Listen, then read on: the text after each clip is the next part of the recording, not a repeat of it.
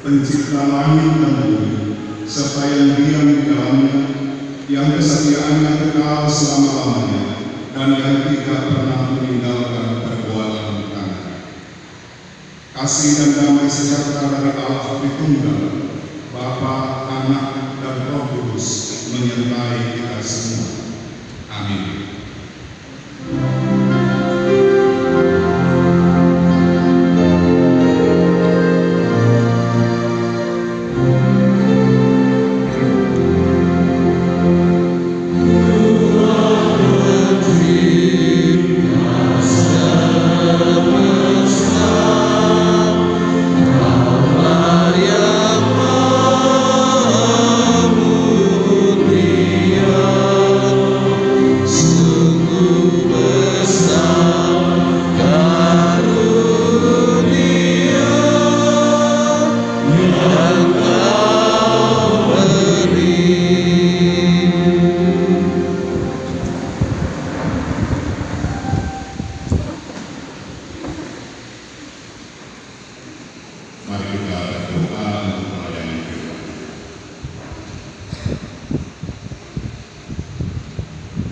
Ya Allah, izinkanlah kami untuk sekali lagi belajar apa artinya menjadi penduduk. Sebab kami menyadari betapa rapuh dan ruginya kami dalam menjalani hidup di tengah-tengah dunia ini memenuhi panggilan. Karena itu biarlah kesempatan ini menjadi kesempatan yang baik bagi kami untuk kembali disiarkan kepada firman yang kiranya itu akan menjadi makanan rohani bagi kami, yang mengenyangkan jiwa kami. Karena itu ya Tuhan, diamkanlah suara-suara lain di sekitar kami kecuali satu, yaitu suara Allah yang berbicara kepada kami. Berfirmanlah ya Tuhan, sebab kami sekalian anak-anak-Mu mendengar. Di dalam Yesus Kristus kami berdoa. Amin.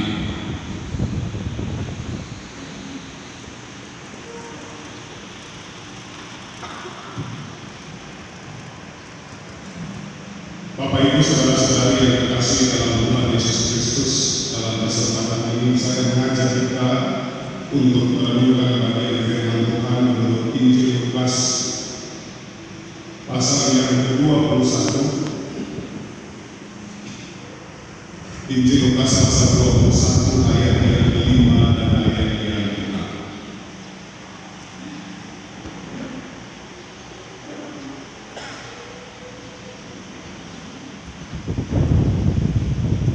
Injil Lukas pasal 21 ayat 5 dan ayat yang ke-6.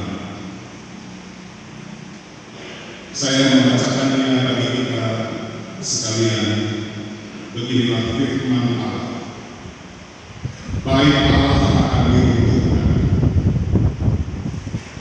Ketika beberapa orang berbicara tentang baik Allah dan mengagumi bangunan itu yang dihiasi dengan batu yang indah dan dengan berbagai-bagai barang persembahan, berkatalah Yesus, apa yang kamu lihat di sini akan datang harinya di mana tidak ada satu batu pun akan dibiarkan terletak di atas batu yang lain, semuanya akan diruntuhkan.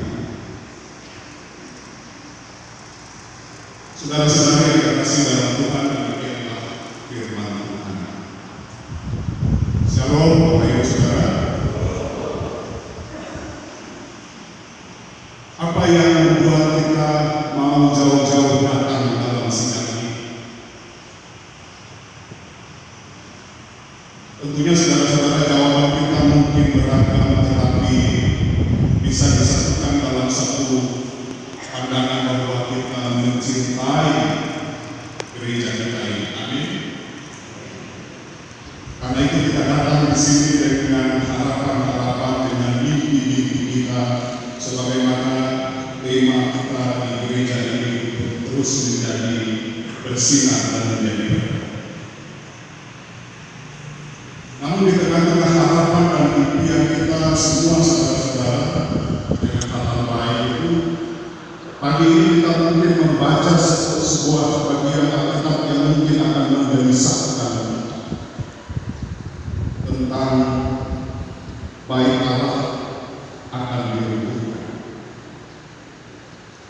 Mungkin kita akan bertanya-tanya Bapak Ibu Saudara, mengapa di tengah-tengah berbagai optimisme kita, harapan-harapan kita, kerinduan-kerinduan kita justru membaca satu bacaan tentang keruntuhan, bukan kebangunan.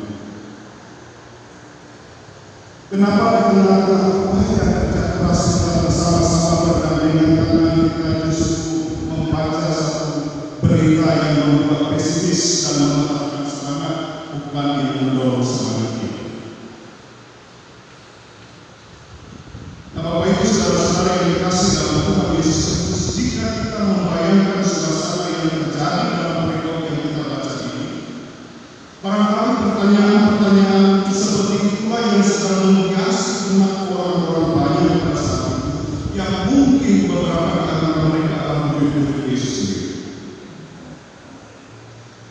Ketika mereka sedang terkagum-kagum dengan baik Allah di Yerusalem itu, yang merupakan pusat kegiatan keagamaan umat Yahudi, Yesus justru berkata kepada mereka, apa yang kamu lihat di sini akan datang harinya di mana tidak ada satu batu pun akan membiarkan terletak di atas batu yang lain. Semuanya akan begitu. Tentunya ini sebuah pernyataan yang menggelisahkan, bukan hanya orang banyak tetapi juga para murid sendiri. Nah, memang saudara-saudara, sejarah pembangunan bait suci di Yerusalem itu dimulai dari Salomo. Menurut catatan 2 Tawarik pasal 2 ayat yang ke-9. Salomo kemudian membangun bait Allah itu dengan bantuan beberapa pihak, di antaranya Huram Raja Negeri Tirus, dan mereka mendirikan itu di tempat pengirikan pemilik kota Tirus. Tapi saudara-saudara, menurut catatan bahwa bangunan bait Allah pertama yang dibangun oleh Salomo itu ukurannya 60 hasta tanggang, lebar 20 hasta, dan kemudian tinggi 30 hasta. Kita bisa membacanya itu dalam 1 Raja-Raja pasal 6 dan juga dalam kitab 2 Tawarik pasal 3. Tetapi bangunan bait Allah yang dibangun oleh Raja Salomo itu kemudian dihancurkan oleh tentara Babilonia tahun 587 sebelum Masehi. Lalu bait suci yang kedua setelah dihancurkan itu kemudian mulai dibangun lagi, dimulai oleh Yosua bin Yosadak dan juga Yerubabel bin Shealtiel dalam Esra pasal 3 ayat 1 dan 2, kemudian direhab secara besar-besaran oleh Herodes Agung pada tahun yang ke-20 sebelum Masehi. Dan bait Allah yang direhab oleh Herodes Agung itu menjadi bait Allah yang sangat megah dan besar sekali, dibuat menurut catatan beberapa referensi menyebutkan bahwa bait Allah yang dibangun oleh Herodes Agung itu dibuat dari emas dan batu putih dengan ukuran yang jauh lebih besar dari bait Allah yang dibangun oleh Raja Salomo. Ada yang bilang bahwa kalau kita lihat pada siang hari maka kita akan silau dengan cahaya matanya. Sehingga saudara-saudara tidak mengherankan kalau kemudian orang-orang kemudian menjadi terpesona dengan keindahan bangunan ini. Coba kita perhatikan bacaan kita ayat yang ini. Ketika beberapa orang berbicara tentang bait Allah dan mengagumi bangunan itu yang dihiasi dengan batu yang indah-indah dengan berbagai-bagai bahan besar. Jadi mereka mengagumi keindahan yang mereka lihat di luar. Tapi di tengah-tengah kekaguman orang banyak itu, termasuk Yesus justru menyampaikan suatu pernyataan yang paradoks. Dia katakan, apa yang kamu lihat di sini akan datang harinya di mana tidak ada satu batu pun yang dibiarkan terletak di atas batu yang lain, semuanya akan runtuh. Nah, yang menjadi pertanyaan saudara-saudara, kenapa Yesus berkata demikian? Tentunya saudara-saudara, kalau kita membaca dalam 1 Samuel 14 ayat yang ke-7, manusia ini kan selalu melihat apa yang dilihat mata, tapi Allah itu melihat dalam hati. Kita seringkali terpesona dengan apa yang kelihatan di luar, tetapi Tuhan melihat sampai ke dalam hati. Karena itu mari kita melihat kenapa Yesus berkata demikian. Wahai Allah yang mudah dibangun oleh Herodes. Dan tahukah kita saudara-saudara bahwa Herodes Agung bukan seorang penyembah Allah Israel. Dia membangun bait Allah yang mudah itu bukan dalam rangka spiritualitas, tetapi dalam rangka politik. Jadi bukan karena dia mau menyembah Allah itu, mau mengagungkan Allah itu, tetapi kemudian mau memusatkan pada hatinya sebagai seorang pemimpin pada waktu itu, dia akan berjalan dengan aman. Karena kalau dia tidak mengikuti kehendak orang-orang Israel ini, itu akan mengancam kehidupannya. Sehingga untuk menarik orang-orang Israel ini dibangunkan bait Allah yang mudah. Nah, kesalahan ini saudara-saudara adalah bagaimana Herodes Agung kemudian mengalihkan perhatian dari Allah, kemudian berpindah kepada dirinya sendiri. Dan ini tentunya menjadi pelajaran penting bagi kita semua. Setiap kali kita kemudian merubah fokus dari kemudian berpindah kepada diri kita sendiri, maka firman ini akan merasakan apa yang kamu lihat di sini. Akan ada waktunya di mana tidak ada satu batu pun akan dibiarkan terletak di atas batu. Ketika fokus itu dialihkan, bukan lagi kepada Allah, tetapi kepada kita. Ini yang pertama, saudara. Kemudian yang kedua, coba kita perhatikan perikop sebelum pembacaan ini. Apa yang diceritakan di sana? Persembahan seorang janda miskin. Ada seorang janda dalam tempat ibadah yang kemudian mempersembahkan 2 peser di tepi. Lalu kemudian Yesus berkata bahwa dari semua orang yang hadir di sini, janda itulah yang memberikan yang paling banyak. 2 peser itu sebenarnya saudara-saudara itu adalah nilai mata uang yang paling kecil. Tapi kita lihat saudara-saudara bahwa yang memberi itu adalah seorang perempuan. Tahukah kita bahwa perempuan dalam konteks masyarakat Yahudi pada waktu itu adalah golongan masyarakat yang direndahkan. Sudah perempuan janda, seorang ibu. Maka 2 peser itu saudara-saudara sebenarnya harta yang paling berharga. Tidak ada satupun orang yang membiayai seorang diri. Tapi di tengah-tengah berbagai kelemahan dan keterbatasan kesendiriannya, dia rela menyerahkan 2 peser itu, dan itu berarti dia mempertaruhkan seluruh dunia di sana. Dan ini saudara-saudara titik paling mulia dalam mempersembahkan kepada Allah ketika tidak ada valuasi apapun dalam hidup. Jadi bukan soal 2 pesernya, tapi keberanian perempuan untuk mempertaruhkan hidupnya kepada Allah. Berapa banyak dari kita saudara-saudara yang sering kali menyanyikan Bapa bersembahkan tubuh, nyawaku, roh dan jiwaku, betulkah demikian tanpa ada kalkulasi untuk dan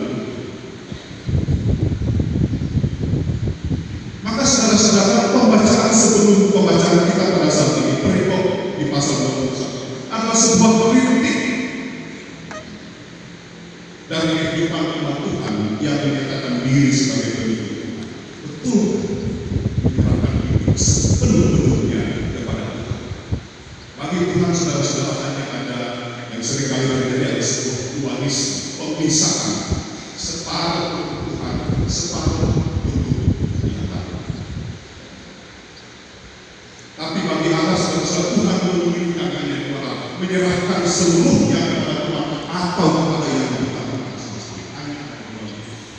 Tidak ada dualisme dalam hidup ini. Saudara akan mempertaruhkan semuanya kepada Allah atau semuanya bukan. Dan ini yang terjadi, saudara-saudara. Lalu kalau kita mundur lagi di pasal yang ke-20, saudara-saudara, apa yang terjadi di sana?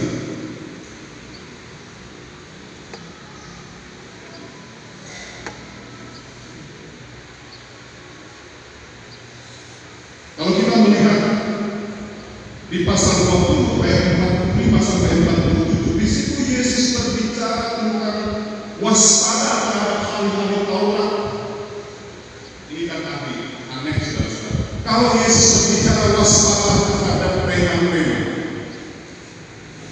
waspada terhadap terorisme, waspada terhadap penjahat pembunuh wajah, tapi ini waspada terhadap ahli-ahli Taurat. Bukankah ini sebuah pernyataan yang menggelisahkan ini? Artinya, saudara-saudara, kalau kita membaca dalam cerita ini, bagaimana orang-orang yang disebut sebagai ahli-ahli Taurat ini rajin membaca kitab suci, duduk di depan, paling depan dalam rumah ibadah, bajunya kelihatan rapi sekali. Tetapi di ayat yang ke-40 di situ dikatakan mereka menelan rumah janda-janda dan tidak mengetahui maka orang dengan doa yang panjang-panjang, mereka itu pasti akan menerima hukuman yang lebih berat. Suatu topeng mengafikan yang apa? Jadi tidak seperti apa yang dilihat. Saya pernah membaca sebuah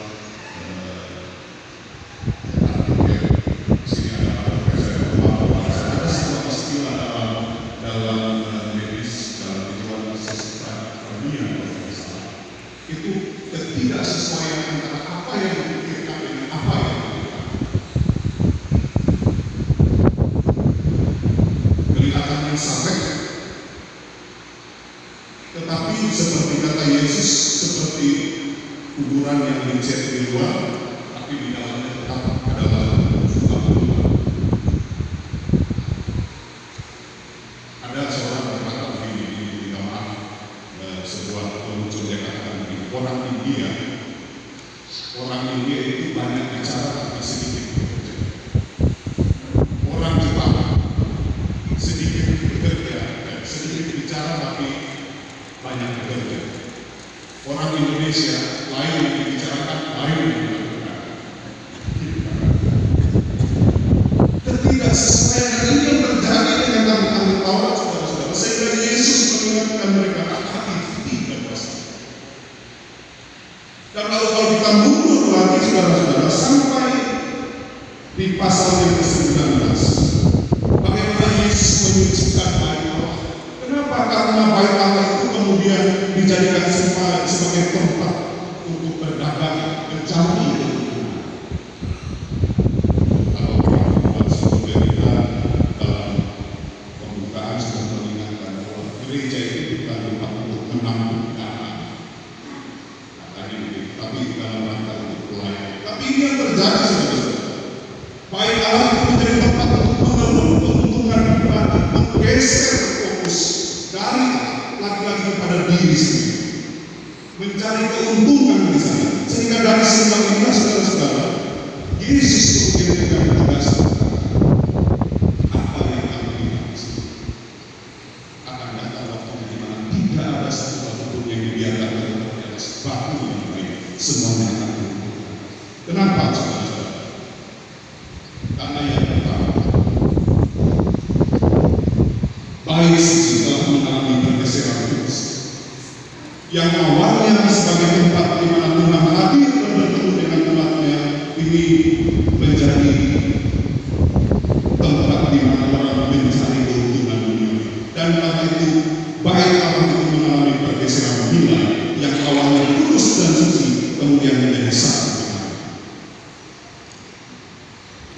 Sehingga Yesus tidak terpesona dengan apa yang indah ini. Bukan berarti Allah menekan kita mau tidak saudara-saudara. Tapi Yesus jauh lebih dia tidak terpesona dengan apa yang terjadi. Tapi apa yang menjadi motivasi dan kehendak kita yang menggerakkan kehidupan di tengah pelayanan. Sehingga saudara-saudara bacaan ini mungkin mengingatkan,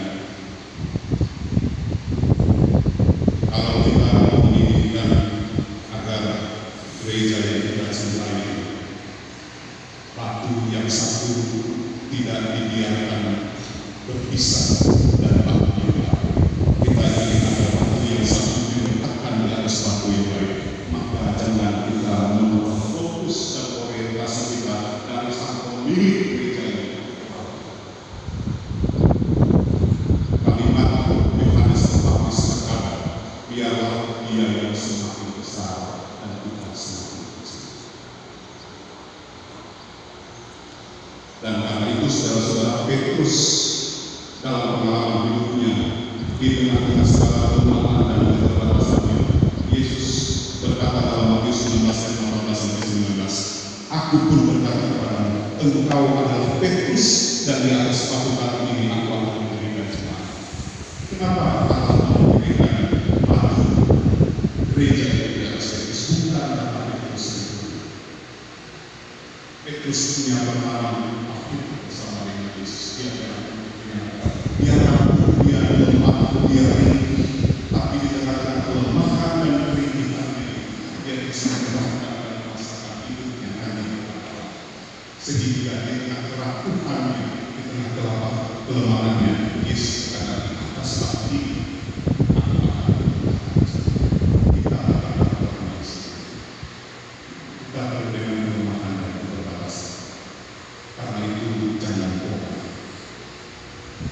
Serahkanlah semuanya kepada Allah satu di gereja, maka batu yang satu akan terletak di atas batu yang lain dan diberi bersinar dan menjadi berkat. Biarlah Allah yang semakin besar